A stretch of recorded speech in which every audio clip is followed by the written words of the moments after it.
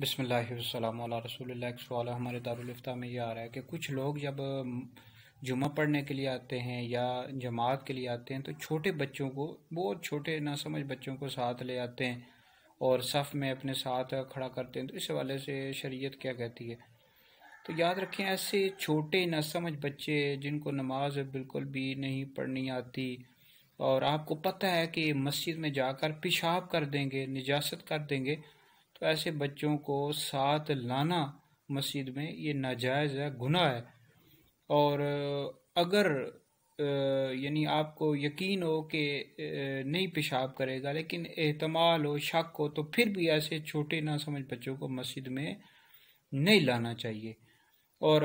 بہرحال یہ مکروہ تنزیہ ہے، اور بہرحال صف کے درمیان کھڑا کرنا، یعنی صف میں اپنے ساتھ کھڑا کر لینا ایسے چھوٹے نہ سمجھ بچوں کو،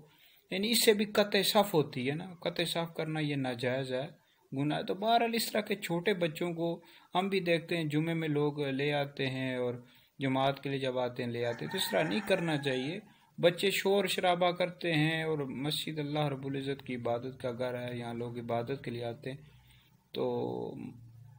بچوں کو، چھوٹے بچوں کو بالکل بھی مسجد میں نہیں لانا چاہیے۔